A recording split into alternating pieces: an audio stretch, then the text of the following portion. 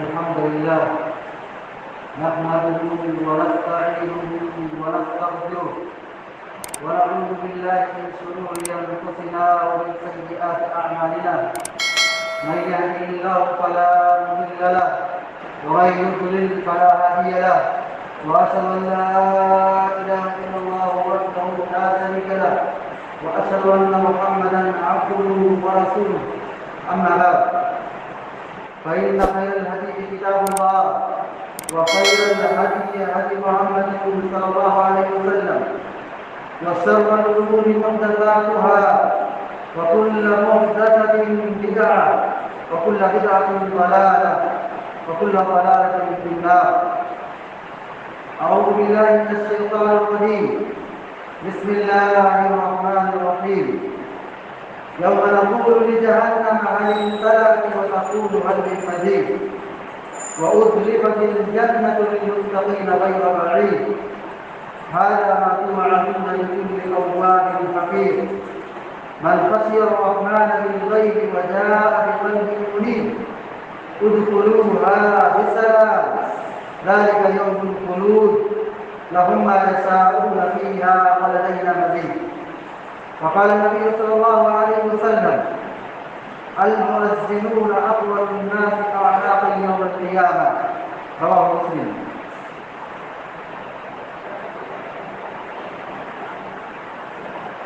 تمام قسم کی تعریف اللہ رب العالمین کے لیے ہے جس نے ہم کو انسان بنایا، اسلام کی توفیق بخشی، درود و سلام ہو تمام انبیاء کرام پر، بالخصوص ہمارے اور آپ کے نبی جناب محمد رسول اللہ صلی اللہ علیہ وسلم پر. اللهم صل على محمد وعلى آل محمد كما صليت على إبراهيم وعلى آل إبراهيم إنك حميد مجيد. اللهم بارك على محمد وعلى آل محمد كما باركت على إبراهيم وعلى آل إبراهيم إنك حميد مجيد.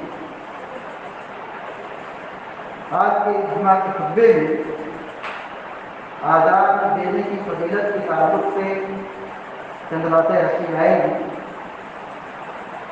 آزاد نماز کے لیے جو دی جاتی ہے یہ اسلام کے شعائر میں سے یہ توحید کی پکار ہے.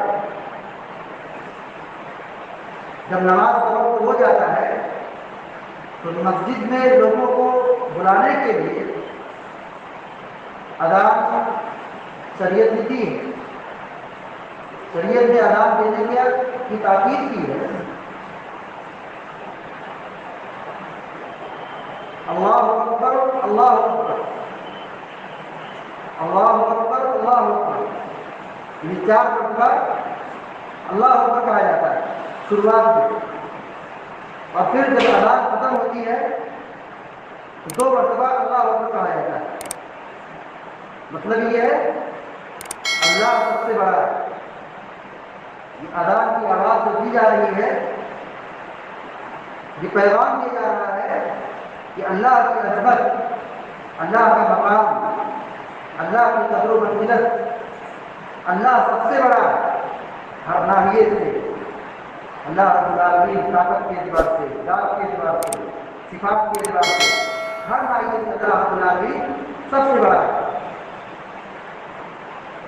مؤذن اللہ کی کبریائی بیان کرنے کے بعد اشہد ان لا الہ الا اللہ 2 مرتبہ کہتا ہے کہ میں گواہی دیتا ہوں کہ اللہ کے علاوہ کوئی معبود برحق نہیں ہے.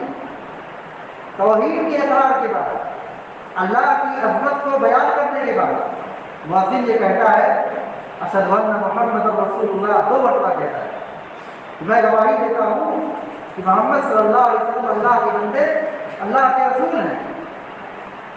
توحید و رسالت کی گواہی کے بعد مؤذن کہتا ہے حی علی الصلاۃ 2 مرتبہ، آؤ نماز کی طرف، آؤ نماز کی طرف. اس کے بعد مؤذن کہتا ہے حی علی الفلاح، آؤ کامیابی کی طرف، آؤ نماز کی طرف اور آؤ کامیابی کی طرف 2 مرتبہ کہتا ہے. پھر اس کے بعد کہتا ہے اللہ اکبر اللہ اکبر، اللہ سب سے بڑا ہے. اور اذان کا آخری جو کلمہ ہے لا الہ الا اللہ، اللہ کے علاوہ کوئی معبود برحق نہیں ہے۔ اذان کے معنی مفہوم پر غور کرنے کے بعد کیا معلوم بات کیا معلوم ہوئی کہ یہ اذان توحید کا نغمہ ہے، توحید کا ترانہ ہے۔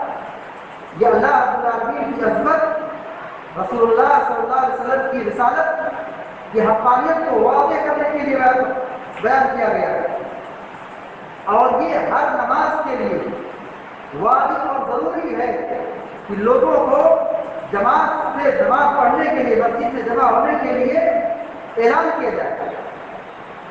اعلان کے لیے کیا صیغہ منتخب کیا گیا، کیا کلمہ منتخب کیا گیا، جیسا کہ احادیث میں بیان کیا گیا، اور اذان کے کلمات ہم سنتے ہیں۔ اس کلمات کو ادا کرنے والے کو شریعت میں مؤذن کہا جاتا ہے۔ احادیث میں مؤذن کے تعلق سے بے شمار فضیلتیں ہیں۔ آئیے آپ کے جمعے کے خطبے میں اسی موضوع کی وضاحت کی جائے گی کہ اذان دینے کی فضیلت کیا ہے، اذان دینے والے کی فضیلت کیا ہے، مؤذن کی فضیلت کیا ہے۔ اللہ کے نبی صلی اللہ علیہ وسلم نے فرمایا المؤذنون اطول الناس اعناقا یوم القیامہ، کل قیامت کے دن مؤذن کی سب سے لمبی گردن ہوگی، لوگوں میں سب سے لمبی گردن کن کی ہوگی؟ حدیث بیان کیا گیا مؤذن کی ہوگی۔ کیا مطلب ہے؟ گردن کا لمبا ہونا یہ عزت اور شرف اور مقام مرتبے کو بیان کرنے کے لیے کہ آدمی کی گردن لمبی ہے، یہ اشارہ ہے کہ اس کی فضیلت بہت زیادہ ہے۔ کیونکہ جب کوئی بڑا آدمی آتا ہے، جب سماج کا کوئی بڑا آدمی آتا ہے تو لوگ اس کو اپنی گردن اٹھا اٹھا کے دیکھتے ہیں، گردن اونچی اونچی کر کے دیکھتے ہیں۔ تو کل قیامت کے دن مؤذنوں کی گردن لمبی ہوگی، یہ لطیف اشارہ ہے کہ مؤذن کا مقام اللہ رب العالمین کے یہاں بہت بڑا ہے۔ اسی طریقے سے مؤذن کی آواز کو سننے والا، چاہے جنات ہو یا انسان ہو، کوئی بھی چیز ہو، کل قیامت کے دن یہ مؤذن کے حق میں گواہی دیں گے، چاہے وہ جنات ہو یا انسان ہو، چرند ہو پرند ہو، کوئی بھی چیز ہو، جو بھی اذان کے نغمے کو، اذان کے کلمے کو سنتے ہیں، کل قیامت کے مؤذن کے حق میں گواہی دیں گے۔ چاہے نبی صلی اللہ علیہ وسلم نے فرمایا فَإِنَّهُ لَا يَسْمَعُ مَدَى صَوْتِ الْمُؤَذِّنِ جِنٌّ وَلَا إِنسٌ وَلَا شَيْءٌ إِلَّا شَهِدَ لَهُ يَوْمَ الْقِيَامَةِ، بخاری شریف کی روایت کہ مؤذن کی آواز کو چاہے کوئی جنات سنے یا انسان سنے یا کوئی دوسری مخلوق سنے یا کوئی دوسری چیز سنے، یہ سب کے سب قیامت کے دن مؤذن کے حق میں گواہی دیں گے۔ یہ مؤذن کی دوسری فضیلت ہے۔ اسی طریقے سے مؤذن کی ایک بہت بڑی فضیلت یہ ہے کہ مؤذن کے حق میں مغفرت کی دعا کی جاتی ہے۔ نبی کریم صلی اللہ علیہ وسلم فرماتے ہیں المؤذن یغفر له مدى صوته ویستغفر له كل رطب ویابس، کہ مؤذن کے حق میں ہر تر چیز، ہر خشک چیز، یعنی جس میں جان ہے وہ بھی اور جس میں جان نہیں ہے، جامد چیزیں ہیں، پتھر ہے، مٹی ہے، ساری چیزیں مؤذن کے حق میں مغفرت کی دعا کرتی ہیں اور مؤذن کے گناہ کو معاف کر دیا جاتا ہے۔ اللہ کے نبی یہ کہتے ہیں المؤذن یغفر له مدى صوته، مؤذن کی آواز جہاں جہاں تک گونجتی ہے، مؤذن کی آواز جہاں جہاں تک جاتی ہے، وہ ساری مخلوق مؤذن کے حق میں مغفرت کی دعائیں کرتے ہیں۔ مؤذن کی آواز انسان بھی سنتا ہے، مؤذن کی آواز جنات بھی سنتا ہے، مؤذن کی آواز یہ جامد چیزیں بھی سنتی ہیں جو جن کے اندر سننے اور دیکھنے کی صلاحیت نہیں ہے۔ تو جو بھی چیزیں جہاں تک آواز پہنچ رہی ہے، چاہے جامد چیزیں ہو یا اس میں جان ہو یا جان نہ ہو، یہ ساری کی ساری مخلوق مؤذن کے حق میں مغفرت کی دعائیں کرتی ہے اور مؤذن کو معاف کر دیا جاتا ہے۔ اسی طریقے سے مؤذن اگر مسلسل لگاتار 12 سال تک اذان دیتا ہے اخلاص کے ساتھ، تو احادیث میں بیان کیا گیا ہے کہ اللہ نے اس کے لیے جنت واجب کر دی ہے۔ کیا نبی صلی اللہ علیہ وسلم نے فرمایا، سنن ترمذی کی روایت ہے کہ سنن ابن ماجہ کی روایت ہے من اذن سنتي عشرة سنة، جو آدمی 12 سال تک اذان دے، من اذن سنتي عشرة سنة، جو 12 سال تک اذان دے، وجبت له الجنہ، اس کے لیے جنت واجب ہو جاتی ہے۔ وکتب له بتأذینہ فی کل یوم ستون حسنہ، اور اس کی ہر اذان کے بدلے ہر روز اس کی اذان کے بدلے 60 نیکیاں لکھی جاتی ہیں۔ وَلِكُلِّ إِقَامَةٍ 30 حسنہ، اور اقامت کے بدلے 30 نیکی لکھی جاتی ہے۔ ایک حدیث تو یہ ہے، آپ نے یہ فرمایا ہے کہ مؤذن اگر 12 سال تک اذان دیتا ہے تو اس کے لیے جنت واجب کر دی گئی، اور اس کی ہر اذان کے بدلے ہر روز اس کے اذان کے بدلے 60 نیکیاں لکھی جاتی ہیں، اور اسی طریقے سے اقامت کے بدلے 30 نیکیاں لکھی جاتی ہیں۔ یہ ابن ماجہ کی صحیح روایت ہے۔ اسی طریقے سے مؤذن کے حق میں اللہ کے نبی علیہ السلام نے مغفرت کی دعا کی ہے۔ الامام الغانی آپ فرماتے ہیں، الامام الغانی، امام ذمہ دار ہے، جن کو نماز پڑھاتا ہے اپنے مقتدیوں کا وہ ذمہ دار ہے۔ والمؤذن مؤتمن، اور مؤذن قابل اعتماد ہے، اس پر بھروسہ کیا جاتا ہے۔ اللہم ارشد الائمہ، اے اللہ تو یہ اماموں کو تو ہدایت دے، ان کو نیک توفیق دے۔ واغفر للمؤذنین، کیا نبی یہ کہتے ہیں کہ اے اللہ اذان دینے والوں کو تو معاف کر دے۔ واغفر للمؤذنین، مؤذنوں کو معاف کر دے۔ یہ پیارے نبی علیہ السلام نے یہ دعا کی ہے۔ اسی طریقے سے اذان دینے کی فضیلت یہ بھی ہے کہ جو آدمی اذان دیتا ہے اس کا مطلب کیا ہے؟ اس کو مسجد میں پہلے آئے گا۔ اب ظاہر سی بات ہے، مسجد میں پہلے آئے گا تو ایک 10 منٹ 15 منٹ 20 منٹ یا آدھے گھنٹے کو وقفہ ہوتا ہے نمازوں کے درمیان، اتنے دیر تک وہ نماز کا انتظار کر رہا ہے۔